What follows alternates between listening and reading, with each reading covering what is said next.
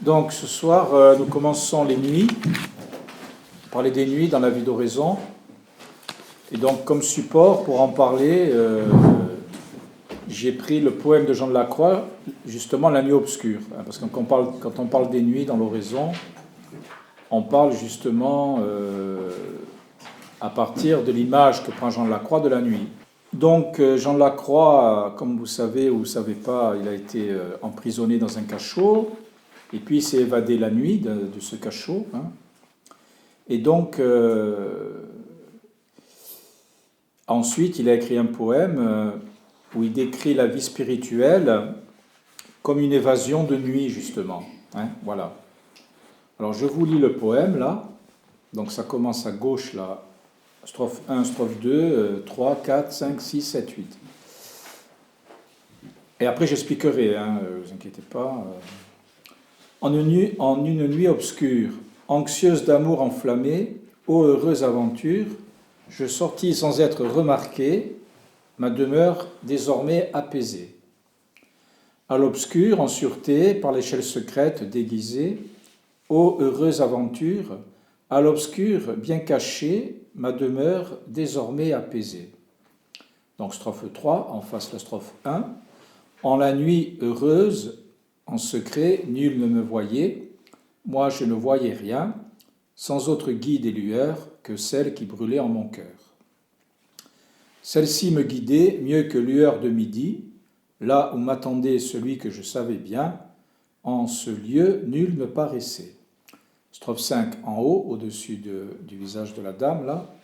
Ô nuit qui me guida, ô nuit aimable plus que l'aube, ô nuit qui unit l'aimé avec l'aimé en l'aimé transformé. En face à droite, strophe 6. Sur mon sein fleuri qui pour lui seul se gardait, là celui-ci s'endormit. Et moi je le réconfortais, l'éventail de cèdre l'aérait. Dans l'air du créneau, moi je répandais sa chevelure, quand sa main sereinement au cou me fit une blessure. Tous mes sens en furent suspendus, je me laissais et m'oubliais, le visage incliné sur l'aimé, tout cessa, je m'abandonnais, abandonnant mon souci parmi les lys oubliés. Bien. Donc, dans ce poème de Jean Lacroix, il y a deux images bibliques.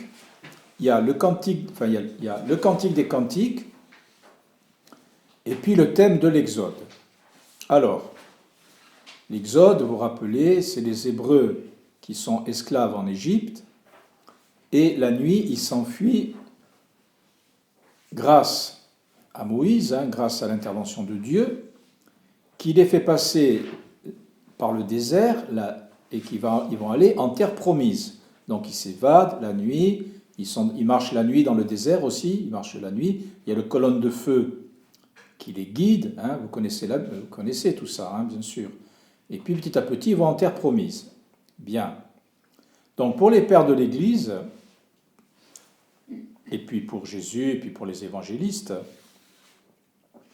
c'est une image déjà de la mort-résurrection du Christ. C'est-à-dire que le Christ, il va être prisonnier de l'Égypte, c'est-à-dire prisonnier du péché dans son tombeau, mais il va ressusciter, il va passer par le désert de la mort, mais il va ressusciter, il va rentrer dans la terre promise, c'est-à-dire il va retourner auprès de son Père.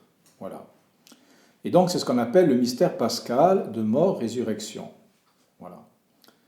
Et donc l'Église, l'épouse du Christ, elle sort de l'Égypte du péché, elle passe par le désert et la nuit de la foi, et petit à petit, elle est guidée par la colonne de feu qui est justement l'Esprit Saint, et qui va guider jusqu'à la terre promise, qui est la vie avec Dieu. Voilà. C'est pour ça que Jésus, au début de son ministère public, là, il alla au désert poussé par l'Esprit. Il fait le même mouvement que l'Exode. On appelle ça l'Exode. L'exode, en grec, c'est exodos. Ça veut dire la sortie. Exodus en latin, c'est la sortie. Voilà. Alors, dans le Cantique des Cantiques, il est pris le thème de la bien-aimée du bien-aimé. Donc, vous savez que pour les Juifs, donc, Israël est la bien-aimée de Dieu, et Dieu est le bien-aimé, l'époux et l'épouse. Hein, voilà. Et quand Israël est infidèle à Dieu, ça veut dire qu'Israël se prostitue auprès des idoles, hein, justement. Voilà. Et donc le Cantique des Cantiques, on reprend des chants profanes de mariage pour l'appliquer justement à l'amour de Yahvé, l'époux, enfin Yahvé c'est Dieu hein, dans l'Ancien Testament, l'amour de Dieu, l'époux, pour son épouse. Hein, voilà. Et dans la strophe 3 du Cantique des Cantiques de la Bible, la bien-aimée dit « J'ai cherché mon bien-aimé la nuit sur ma couche, je ne l'ai pas trouvé, je me lèverai, j'irai vers mon bien-aimé. » Et donc c'est tout le mouvement de l'Exode, hein, c'est l'épouse qui va vers le bien-aimé.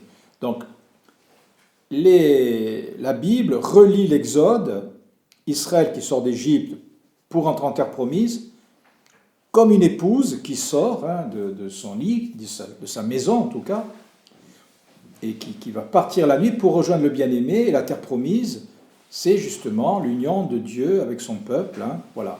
C'est toute cette image qu'on appelle dans la Bible nuptiale. Voilà. Et le Christ, donc, c'est lui l'époux de l'Église. Hein. Donc, Saint Jean-Baptiste, il dit par exemple...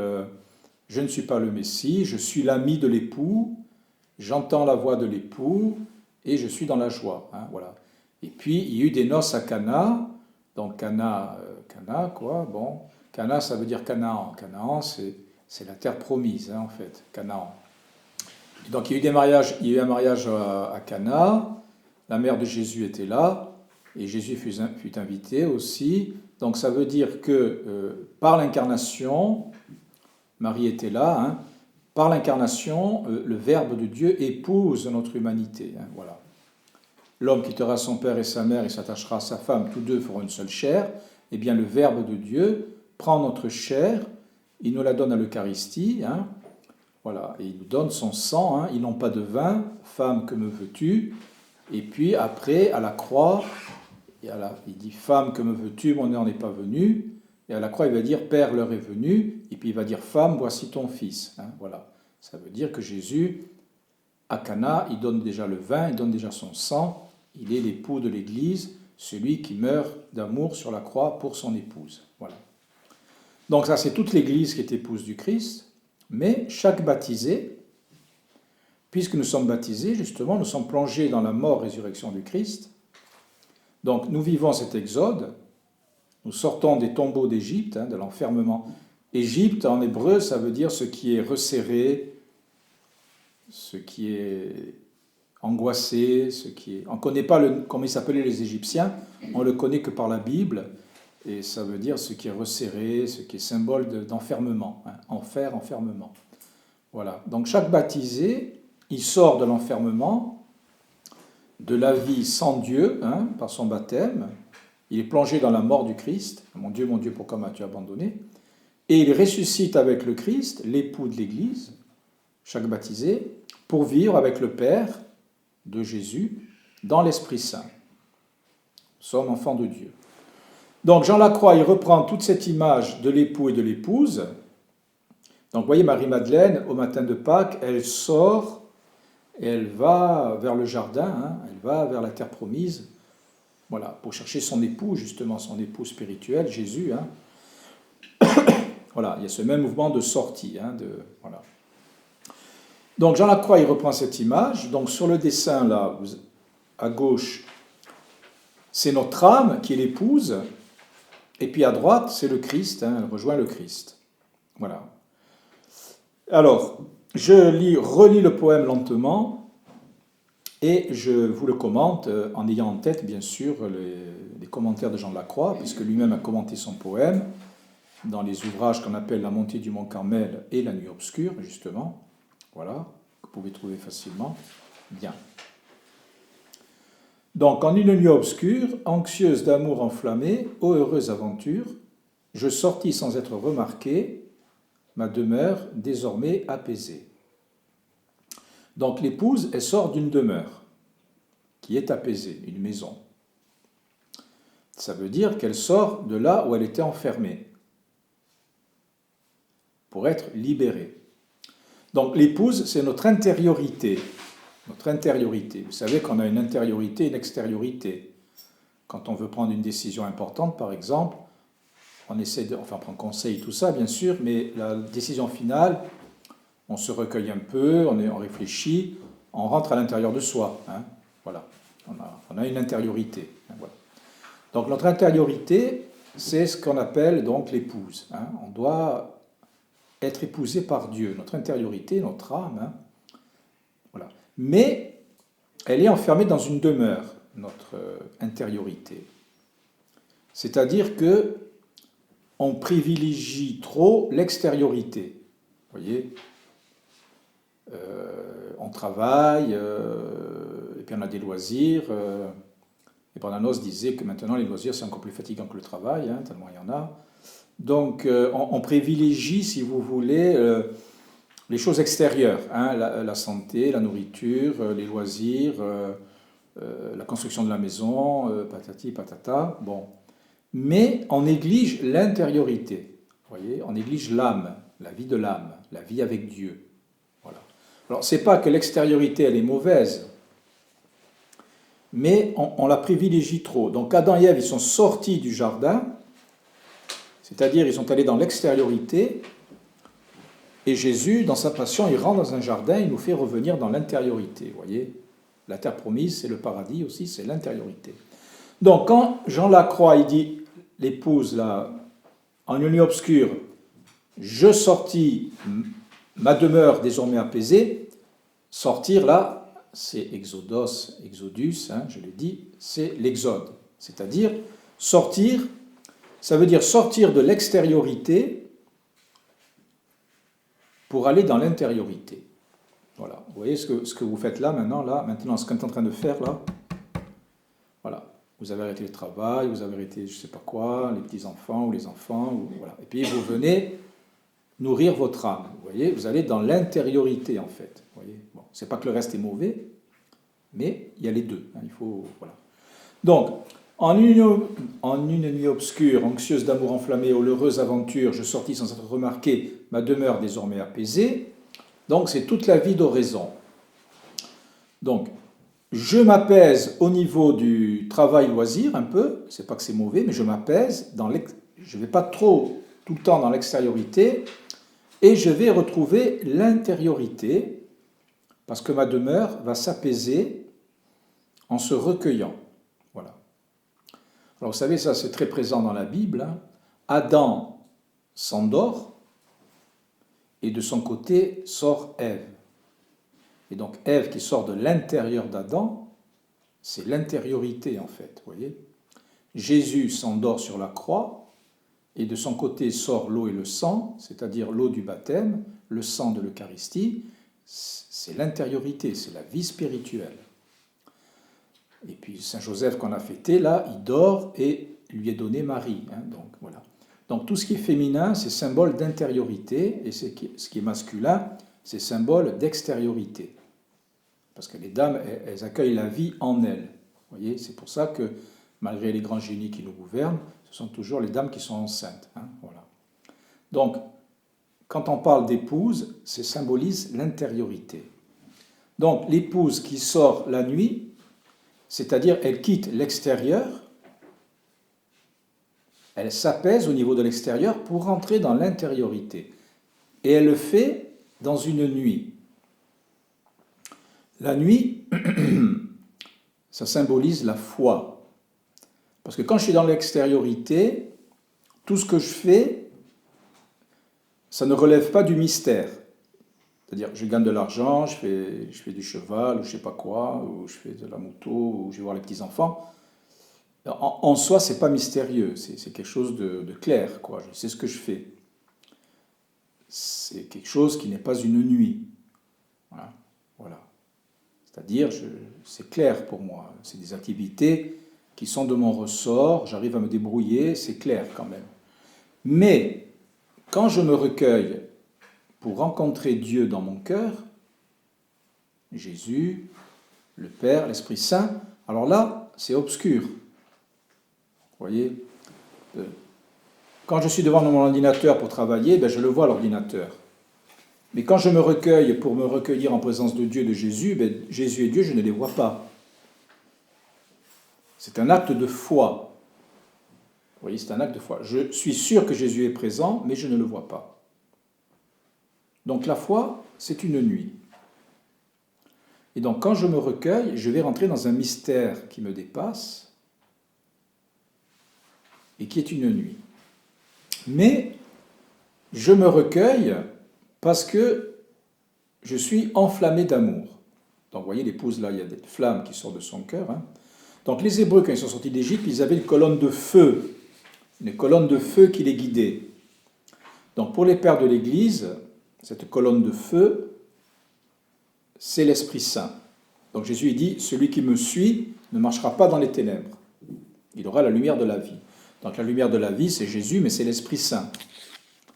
Donc ça veut dire que quand je me recueille dans la foi, et ce qui m'attire, ça va être l'amour, l'Esprit Saint.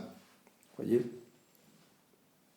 Donc je sors de l'extériorité, je me recueille dans la foi, et je vais m'intérioriser.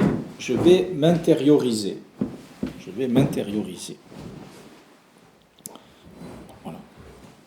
Alors, donc la foi, elle est obscure, mais elle me donne réellement la présence, elle me donne réellement une présence. C'est-à-dire que quand j'ai mes activités extérieures, je ne suis pas dans un mystère. Hein, je fais des choses que je connais. Ce n'est pas un mystère, ça ne me dépasse pas. Hein. Manger des pâtes ou je ne sais pas quoi, c'est pas... Bon. Ça ne me dépasse pas, ce n'est pas un mystère pour moi.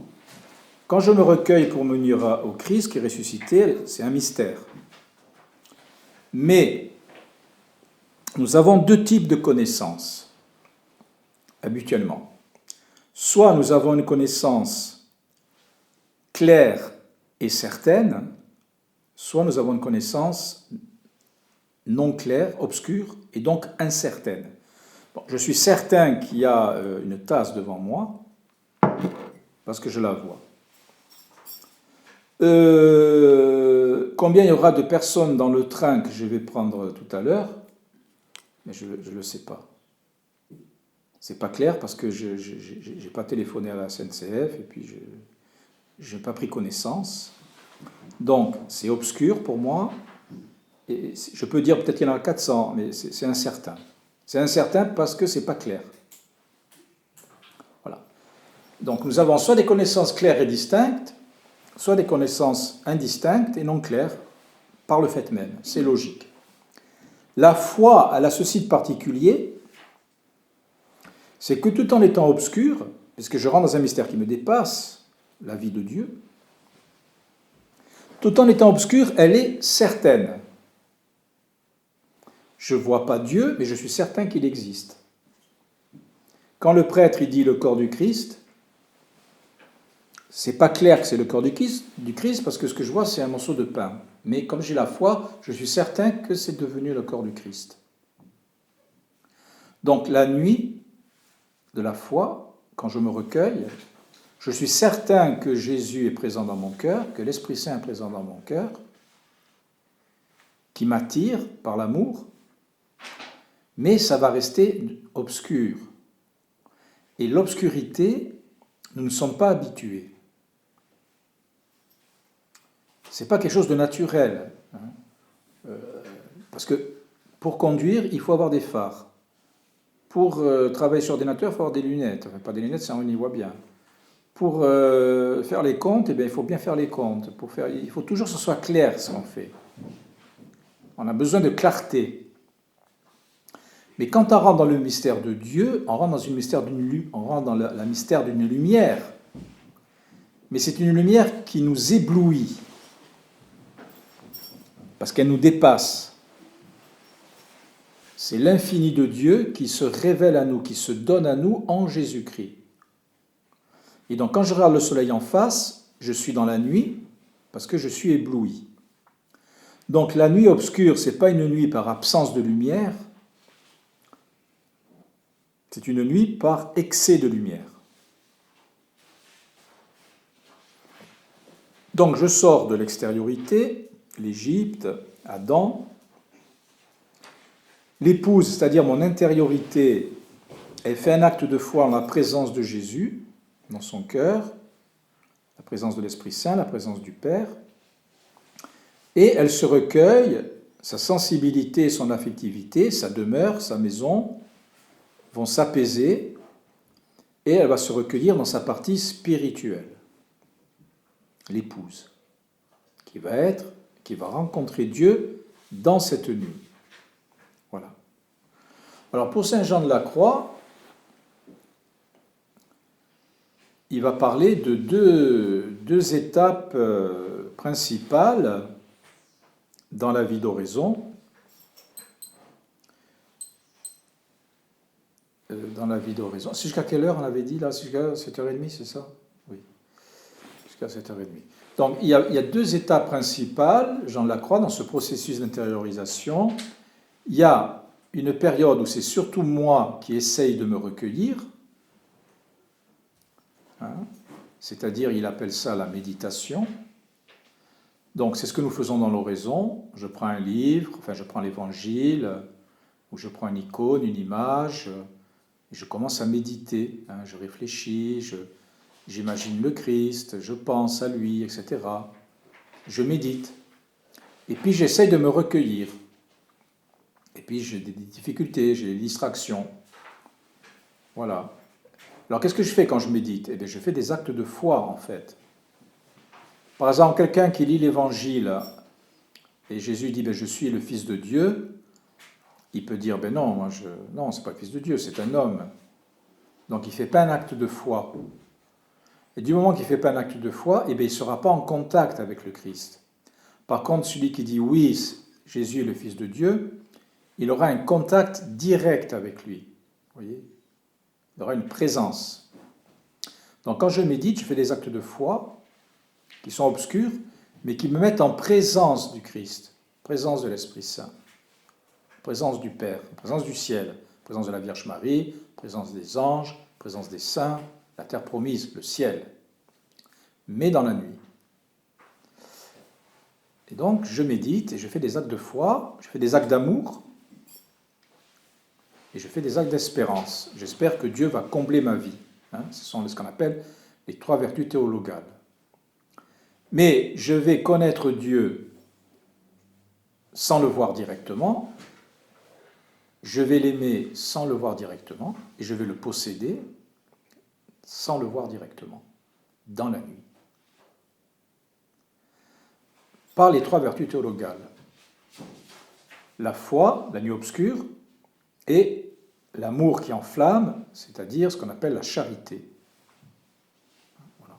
C'est-à-dire l'Esprit Saint prend ma capacité d'aimer, ma volonté, mon désir, et va le tourner vers le Christ, vers Dieu. Voilà.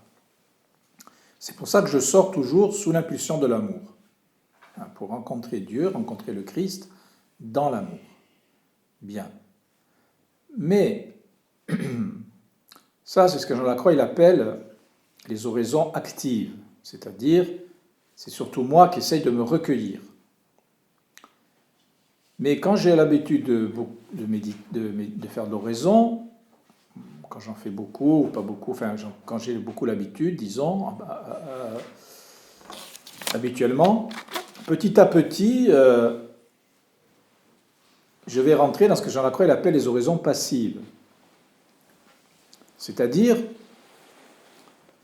c'est l'Esprit Saint en moi, qui va m'attirer dans le recueillement, vous voyez. C'est pas moi qui vais faire des efforts pour me recueillir. Voilà. Je vais être attiré dans le recueillement. C'est-à-dire que petit à petit, c'est Jésus ressuscité lui-même qui va m'attirer en lui, par son amour, par l'Esprit Saint, et qui va m'attirer vers le Père. L'action de Dieu va devenir prépondérante. Vous voyez ? Voilà. Et moi, je vais le laisser faire. Vous voyez, comme Voilà, c'est pour ça qu'on parle de l'épouse qui se laisse épouser par Dieu. Vous voyez, voilà. Et ça, c'est la contemplation. C'est la strophe 2, là, en bas, à gauche. À l'obscur, en sûreté, par l'échelle secrète déguisée, ô heureuse aventure, à l'obscur bien cachée, ma demeure désormais apaisée. Donc, vous savez, Jacob, il s'endort la nuit, là, sur une pierre, et il voit des anges qui montent et qui descendent le long d'une échelle. Hein, voilà. Donc, pour les pères de l'Église, Jacob qui s'endort, eh bien justement, c'est la prière, puisqu'il n'est plus dans l'extériorité. Il s'endort la nuit, c'est la foi. La pierre sur laquelle il repose la tête, c'est le Christ. Et comme ça, il a accès au ciel, les anges qui montent et qui descendent. Donc cette échelle, elle n'est pas à l'extérieur de nous, elle est à l'intérieur de nous. C'est l'échelle de la contemplation. Ça me permet de monter au ciel en descendant dans mon cœur. Et vous voyez, l'Église, l'épouse, là, elle dit, par l'échelle secrète, déguisée. Elle est déguisée. Alors, vous voyez sur le dessin, elle a une tunique blanche, elle a un gilet vert, et non pas un gilet jaune, et puis un manteau rouge. Alors, Jean Lacroix va expliquer, justement, ce sont les 3 vertus théologales.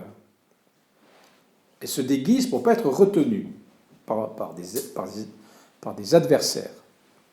La tunique blanche, c'est la foi, parce qu'elle me met la foi dans la lumière de Dieu.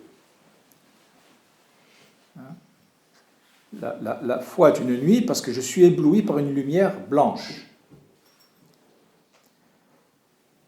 Le gilet vert, ça symbolise les verts pâturages du ciel, les verts pâturages de la terre promise. C'est l'espérance du ciel, justement.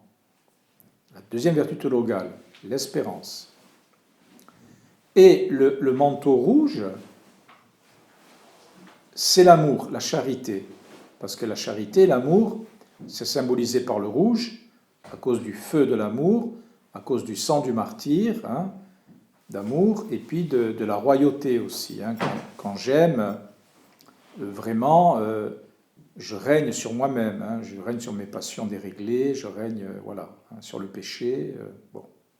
Donc le rouge, du manteau rouge. Et donc, voilà.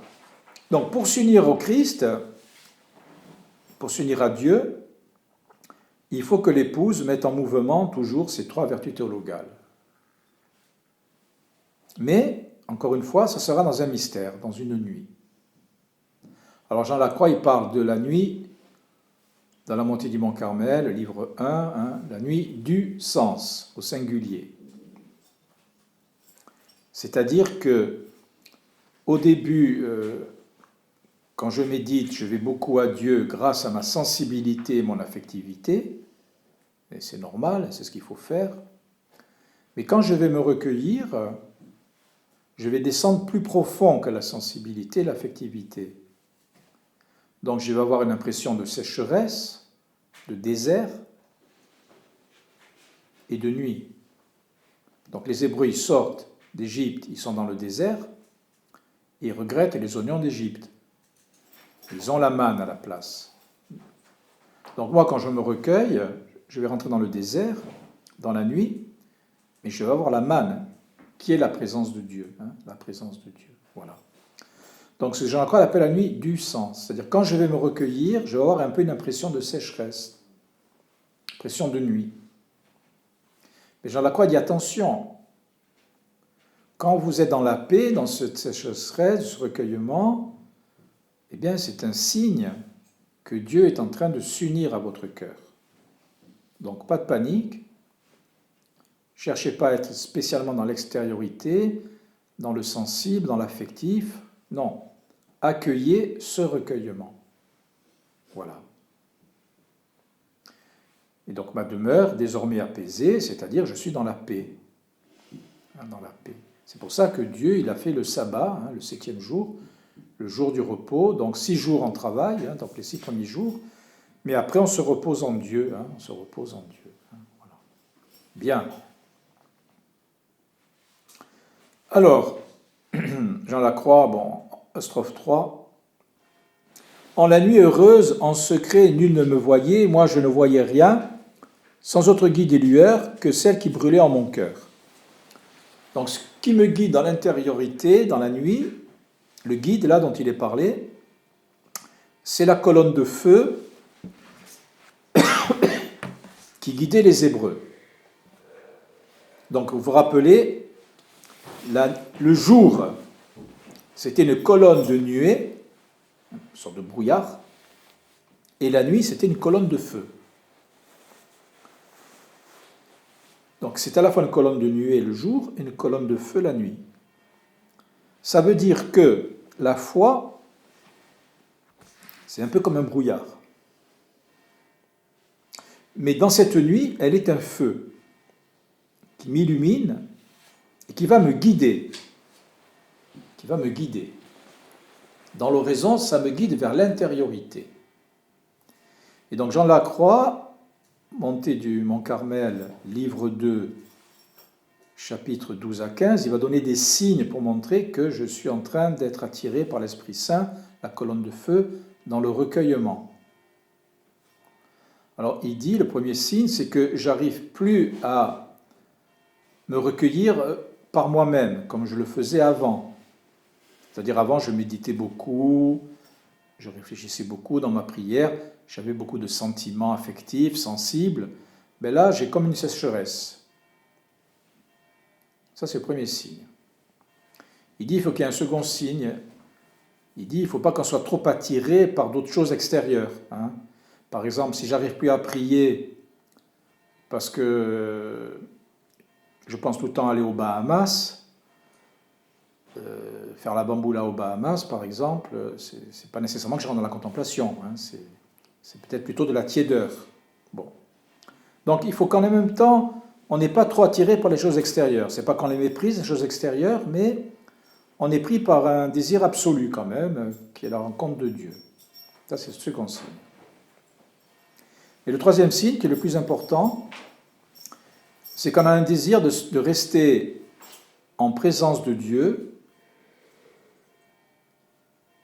un peu seul, quoi, hein, en présence de Dieu, personnellement, dans une simple, dit Jean Lacroix, une simple attention amoureuse à la présence de Dieu dans le cœur, vous voyez, une attention amoureuse.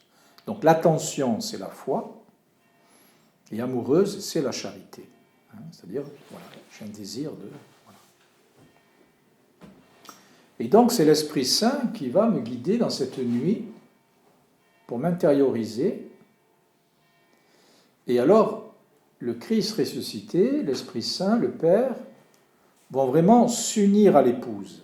C'est-à-dire que la foi m'unit directement à Dieu. Ça donne un contact avec Dieu. La charité, bon, alors, la foi, c'est mon intelligence qui dit oui à Dieu, qui se donne à moi, à travers les sacrements, à travers la Bible, à travers les méditations, à travers la prière. Dieu se donne à moi. Et je lui dis oui. Ça, c'est la foi. Mon intelligence lui dit oui, je crois. C'est-à-dire, pas je crois, j'en suis pas sûr. C'est-à-dire, oui, j'en suis sûr, mais dans la nuit. Vous voyez ?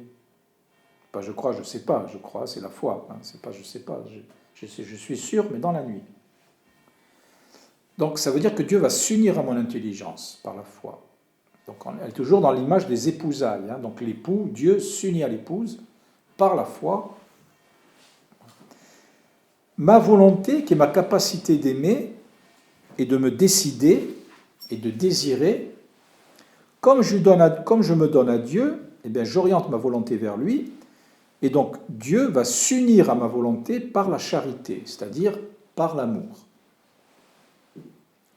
puisque Dieu est amour.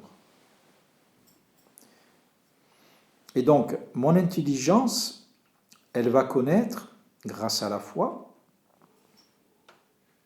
grâce à la lumière de Dieu. Voyez, je vais rentrer dans une connaissance qui me dépasse. Mais comme elle me dépasse, cette connaissance, elle va m'éblouir.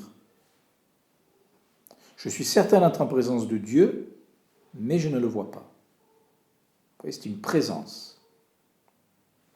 Et en même temps, je vais me sentir appelé à me donner à lui et à l'aimer, la volonté. Parce qu'il saisit ma volonté et il l'unit à lui. Vous voyez, il se l'unit. Et ce qui unit à Dieu, c'est l'amour. Voilà. Sans autre guide et lueur que celle qui brûlait en mon cœur. Voilà. Et enfin, la troisième vertu théologale, le gilet vert, là, qui est l'espérance.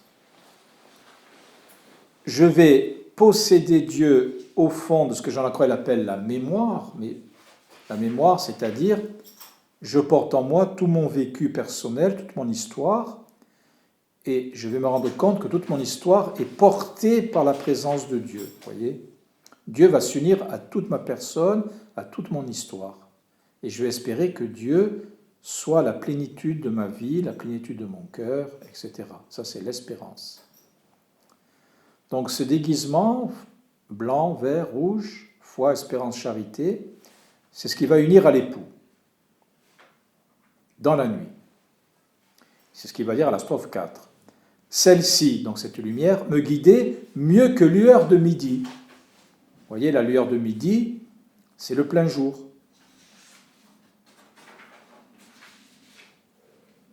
Mais ce n'est pas le plein jour qui me guide à Dieu, c'est le mystère. Vous voyez, ceci est une tasse, ce n'est pas un mystère. Ceci est une feuille, ce n'est pas un mystère.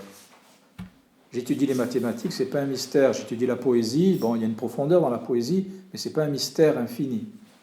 Par contre, quand je vais à Dieu, c'est un mystère qui me dépasse à l'infini.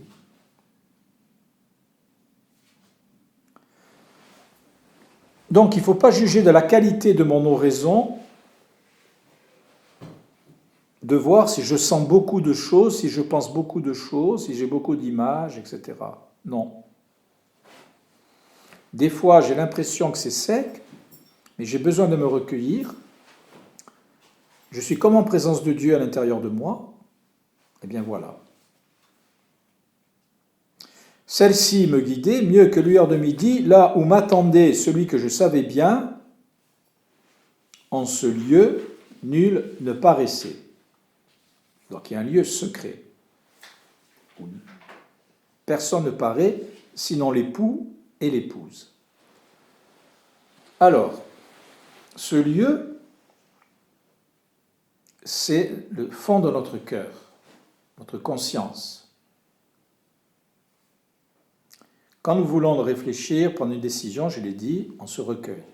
Qu'on ait la foi ou pas, on est obligé de faire comme ça. À un moment donné, voilà. Et là, c'est notre conscience. Mais notre conscience, elle est faite pour prendre des décisions, donc ça veut dire qu'elle est libre. Elle est là pour exercer sa liberté. Je suis libre de prendre cette décision ou pas, de l'exécuter ou pas, etc. Et donc, c'est là, il y a le lieu de la liberté, donc ma capacité de me donner aux autres, librement, ou de me refuser. Et donc, c'est le lieu où Dieu me dit, est-ce que tu veux m'accueillir et te donner à moi ? C'est le fond du cœur. Voilà. Et donc, quand je fais oraison, nécessairement, c'est ce lieu-là où je vais descendre. Mais c'est la partie la plus noble de mon être. C'est pourquoi on prend l'image de la montée. Mais c'est une montée au niveau de la qualité. C'est la meilleure partie de mon être. C'est pour ça que Jean Lacroix parle de la montée du Mont Carmel. Mais en fait, ça veut dire c'est descendre dans la partie la plus haute au niveau qualitatif de mon être, qui est la plus profonde en fait.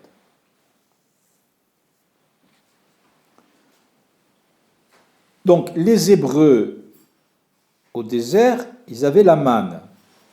Et la manne, elle descendait du ciel. Et Jésus, en Saint Jean, il dit, le vrai pain du ciel, c'est pas Moïse qui vous le donne, c'est mon Père qui vous le donne. Et donc, la vraie manne, c'est Jésus. Comment se font les épousailles dans l'oraison ? Elles se font par l'humanité du Christ. C'est-à-dire que Dieu est incréé, c'est-à-dire personne n'a créé Dieu. Dieu, il existe éternellement. Donc, Dieu est éternel, incréé et infini. Nous sommes créés, mortels et finis, limités. Dieu n'a pas de limite, il est immortel. Dieu est un océan et nous sommes une goutte d'eau. Alors il s'agit de s'unir à Dieu. Comment la goutte d'eau va pouvoir faire pour boire l'océan? C'est impossible.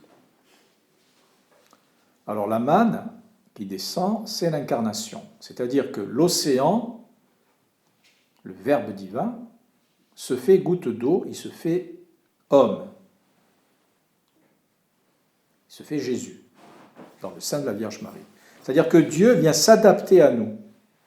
La manne descend du ciel, Dieu descend du ciel, c'est une image, descend, c'est-à-dire que la seconde personne de la Trinité, sans rien perdre de sa divinité, le Fils du Père, va s'unir à travers la Vierge Marie à une âme et un corps humain.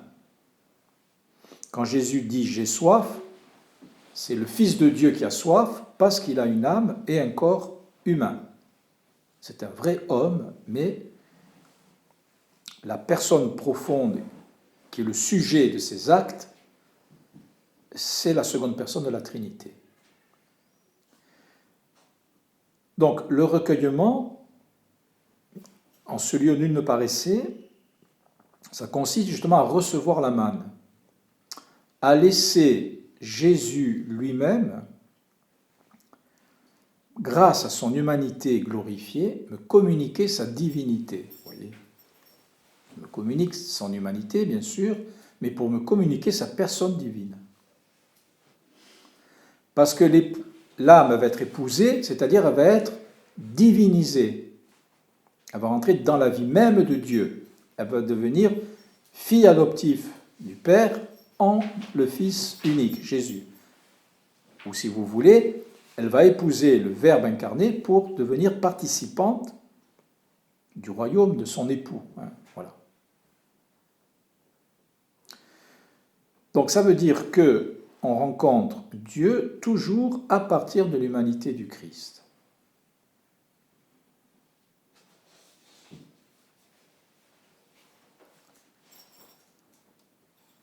Donc le péché nous fait vivre trop dans l'extériorité et nous fait absolutiser les choses extérieures et on ne rentre pas à l'intérieur, là où il y a la présence de Dieu. Le Christ sur la croix, il est Adam qui s'endort. Je l'ai dit déjà. C'est-à-dire que Jésus sur la croix, il n'est pas dans l'extériorité. Parce qu'il arrête tout son ministère public, il ne fait plus rien extérieurement, puisqu'il est crucifié. Ça veut dire que Jésus sur la croix, il redonne à l'humanité son intériorité. Quand le cœur de Jésus s'ouvre, il sort l'eau du baptême, le sang de l'Eucharistie, ça sort de son cœur, de son intérieur. Il dit « Père, entre tes mains je remets mon esprit », le fond de son cœur, et donc il ramène toute l'humanité, tous les fonds du cœur humain, il les ramène au Père avec lui ensuite dans sa résurrection. Donc Adam avait été mis dans le jardin pour garder le jardin. Bon, il n'avait pas été là pour planter des poireaux, C'est-à-dire, il devait garder le cœur de Ève, le cœur de Ève qui était un jardin d'intériorité. Mais il n'a pas bien gardé, c'est le démon qui est rentré, et Ève, elle a pris le fruit, c'est-à-dire, au lieu d'accueillir le fruit, d'accueillir Dieu, elle a voulu le prendre, et donc elle s'est projetée dans l'extériorité, Ève. Ils sont sortis du jardin. Jésus sur la croix, il est le nouvel Adam, il protège le cœur de Marie, la nouvelle Ève qui est au pied de la croix. La croix, c'est le nouvel arbre. Mais Marie, elle ne prend pas le fruit, elle ne retient pas Jésus, elle accueille le fruit, Jésus, dans un cœur entièrement ouvert, et elle nous le donne. Elle nous le donne. Bon. Donc ça veut dire que celui qui nous redonne l'intériorité, c'est Jésus, et c'est Marie. Vous voyez, parce que Jésus, il meurt à l'extériorité pour nous redonner l'intériorité. Et la première qui a l'intériorité, c'est sa propre mère. Puisque c'est elle qui accueille le nouveau fruit, Jésus. Elle ne le prend pas, elle accueille. Donc la vie d'oraison, ça consiste à accueillir Jésus en moi qui va m'intérioriser. Vous voyez ? Et là, en ce lieu, nul ne paraissait, c'est-à-dire, c'est une relation intime entre moi et lui directement. Et alors, là, personne ne peut empêcher cette union. Et pour Jean Lacroix, les trois ennemis qui peuvent empêcher l'union, c'est le démon, l'esprit des mondanités, et puis notre égoïsme, ce qu'il appelle la chair. Mais la chair, on pense tout le temps à la sexualité, mais ce n'est pas simplement la sexualité, c'est notre égoïsme au sens large. Donc le démon, les mondanités, qu'il appelle le monde, bon, et puis notre égoïsme. Le démon, il ne peut pas empêcher cette union quand on a la foi au Christ, parce que le démon, lui, par définition, il est loin du Christ. Il a refusé le Christ, justement. Donc quand je fais un acte de foi, le démon ne peut pas empêcher là, cette union. Quand je fais un acte d'espérance en Dieu, que Dieu va combler ma vie, eh bien j'espérerai plus que les mondanités remplissent ma vie. Donc les mondanités ne vont pas m'empêcher de m'unir au Christ. Et enfin, quand j'aimerai le Christ dans une vie d'oraison, il va combler mon cœur, il va me donner l'Esprit Saint, il va me donner son propre cœur, et je vais aimer comme lui, c'est-à-dire de manière chaste, au sens large. Donc je ne serai plus dans l'égoïsme. Ça veut dire que cette union va purifier l'épouse, vous voyez, va purifier l'épouse. C'est pour ça que, voilà, purifier l'épouse. Ça veut dire que les nuits, c'est un mystère d'union à Dieu, au Christ, au Père, à l'Esprit Saint, parce que c'est une lumière, je viens de le dire, mais cette lumière, elle va m'éclairer sur mon propre péché, vous voyez. C'est-à-dire, il y a des défauts dans mon cœur que je ne vois pas, parce que je vis tout le temps dans l'extériorité. D'ailleurs, beaucoup vivent tout le temps dans l'extériorité parce qu'ils ne sont pas à l'aise dans l'intériorité. S'ils rentrent en eux-mêmes, ils voient qu'ils sont malheureux, ils voient qu'ils sont angoissés, ils voient qu'il y a quelque chose qui ne va pas. Alors on se projette à l'extérieur. On va en boîte de nuit, on se shoot, Bon, voilà. Donc quand on rentre à l'intérieur, on retrouve son cœur, et puis on va être éclairé en même temps, vous voyez, sur tiens, je ne savais pas que j'avais tel défaut, là je le vois mieux. Alors l'Esprit Saint va nous éclairer non pas pour nous accuser, mais pour nous en délivrer justement. Il va y avoir une purification dans la nuit. Le péché, c'est toujours un manque d'amour. Donc, comme l'Esprit Saint, c'est l'amour, quand je vais m'unir au Christ, il va me donner son amour, son Esprit Saint, son cœur. Donc, il va me rendre capable de nouveau d'aimer, et donc il va purifier mon cœur. Vous voyez, l'épouse, elle va avoir un cœur purifié. Et donc, la strophe 5, en haut, elle chante la nuit. Vous voyez, la nuit, normalement, ça ne guide pas, ça, on se perd. Mais là, non. Ô nuit qui me guida, ô nuit aimable plus que l'aube. Vous voyez, l'aube, c'est là où il y a la lumière pourtant. Voilà. Ô nuit qui unit l'aimé avec l'aimé en l'aimé transformé. Donc Dieu s'est transformé en un homme, enfin il ne s'est pas transformé en un homme, il s'est uni à une nature humaine, il est resté Dieu. Entre guillemets, il s'est transformé en un homme pour que nous soyons divinisés, que nous nous transformions, entre guillemets, en Dieu. Vous voyez, ce sont les épousailles. Dieu se fait homme pour que l'homme se fasse Dieu. Mais l'homme ne se fait pas Dieu par lui-même. Vous serez comme des dieux, leur dit le démon. Non, on se fait Dieu par Jésus-Christ.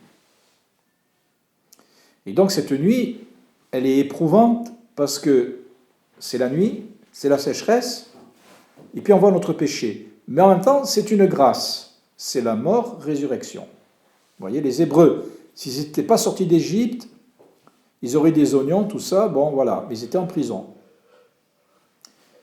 Ils sont sortis, ils ont connu le désert, ils ont connu la soif, ils ont connu la faim, mais ils sont rentrés en terre promise. Ça, voilà. Donc, strophe 6, en haut à droite. Sur mon sein fleuri, qui pour lui seul se gardait, là, celui-ci s'endormit, et moi je le réconfortai, l'éventail de cèdre l'a aéré. Donc, le sein fleuri, c'est le cœur de l'épouse, qui est redevenu un jardin de la Genèse. Et ce jardin, il est gardé par le Christ, gardé par le nouvel Adam. Et donc, l'épouse, elle garde son cœur que pour le Christ. Donc, quand je fais oraison, j'ai des distractions. Et les distractions qui sont vraiment embêtantes, ça veut dire que je ne garde pas mon cœur d'abord pour le Christ. Et donc, j'ai telle distraction qui vient tout le temps la même pendant un an, ça veut dire que mon cœur est attaché à telle ou telle réalité. Mais quand je rentre dans la nuit, je vais tellement m'intérioriser, mon cœur va être tellement gardé par le nouvel Adam, Adam qui était là pour garder le jardin, dans la Genèse, va tellement gardé par la présence du Christ, parce que le Christ sur la croix, il est descendu dans le cœur de chaque personne. Quand on dit que Jésus est descendu aux enfers, c'est-à-dire descendu dans tout ce qui est enfermé. Il n'est pas descendu sous terre. Il est descendu dans les cœurs fermés pour les réouvrir. C'est ce qui nous est donné au baptême. Et donc quand je fais oraison, la présence de Jésus va rouvrir mon cœur, va en refaire de nouveau un jardin, une terre promise. Il va le garder, il va le saisir. Qu'il ne soit pas pénétré, ce jardin, par le démon, le monde et la chair. Voilà. Et donc, le Christ lui-même va se reposer dans le cœur de l'épouse. Vous voyez, il va s'endormir. Là, celui-ci s'endormit, et moi je le réconfortai, l'éventail de cèdre l'a aéré. Bon. Donc, l'oraison dans la nuit, c'est un repos. Le Christ sur la croix, il s'endort où? Dans le cœur de l'épouse. Dans notre cœur. Et donc nous recueillons dans notre intériorité pour accueillir ce Christ qui se repose dans notre cœur.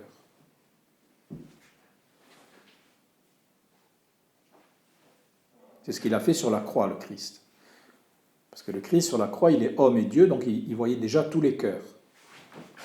Donc il est descendu dans tous les cœurs. Et là, il est présent dans tous les cœurs.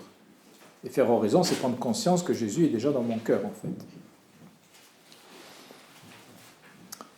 Et donc, l'éventail de cèdre qui l'aère, c'est l'amour que l'épouse porte au Christ, eh bien, le rafraîchit. La rafraîchit pendant sa passion, j'ai soif, parce que les cèdres, là, c'est le symbole de la croix. La croix, c'est le bois de cèdre qui est imputrescible, le cèdre. Le cèdre du Liban, symbole de la croix. Donc cet amour que je porte au Christ dans l'oraison l'a réconforté sur la croix parce que déjà, il me voyait. Et donc quand je m'intériorise par la nuit, que je suis purifié, je passe moi aussi par la croix. C'est-à-dire, je vais mourir à toutes mes extériorités égocentrées, captatives, comme Ève qui prend le fruit, pour retrouver une vie oblative et d'accueil comme Marie. Voici la servante du Seigneur, qu'il me soit fait selon ta parole.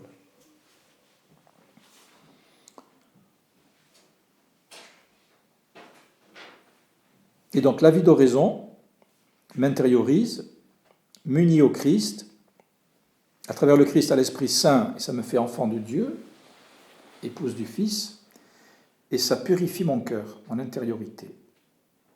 Et moi-même, en aimant le Christ, je le console, je le console. Je le réconfortais. Et Jésus, il n'a pas opposé la tête, parce qu'il veut poser la tête que dans le cœur des hommes et des femmes, qui font raison en particulier. Dans l'air du créneau, moi, je répandais sa chevelure, quand sa main sereinement au cou me fit une blessure, tous mes sens en furent suspendus. Donc, le cou de l'épouse, ça symbolise la fragilité, l'intériorité de l'épouse. Là, le cou de l'épouse, c'est la fragilité. Ce n'est pas un coup de rugbyman. Bon. Et donc, c'est des blessures d'amour. C'est-à-dire que le Christ touche mon cœur et me blesse d'amour, vous voyez, dans la nuit. Il va y avoir des contacts qui vont éveiller un grand amour pour le Christ dans la nuit. Et donc ce recueillement, ça va dire que petit à petit, dans ma prière, dans mon oraison, c'est Dieu qui va agir en priorité. C'est le Christ ressuscité, l'Esprit Saint, le Père, qui va agir dans mon cœur, toute la Trinité. Et moi, je vais m'abandonner à cette action, comme une épouse qui s'abandonne à l'époux. Voyez. Voilà, c'est la dernière strophe. Je me laissais et m'oubliais, le visage incliné sur l'aimé, tout cessa, je m'abandonnais, abandonnant mon souci parmi les lys oubliés. Donc les lys, c'est symbole de pureté. On voit le sang qui tombe dans le lys, là, devant la dame, là. Voilà. C'est-à-dire que le cœur est rouvert, il redevient pur comme un lys, et il s'abandonne complètement à l'action de Dieu dans la nuit. Et ça, c'est ce que Jean Lacroix appelle la nuit de l'esprit. C'est le fond du cœur qui va subir une purification pour s'ouvrir complètement à l'action de Dieu. Et après, ce n'est plus moi qui vis, mais c'est le Christ qui vit en moi, dit saint Paul, et sont enfants de Dieu ceux qui sont mus en mouvement par l'Esprit Saint. C'est Dieu qui est l'époux, qui agit dans l'épouse. Voilà. Dans la nuit.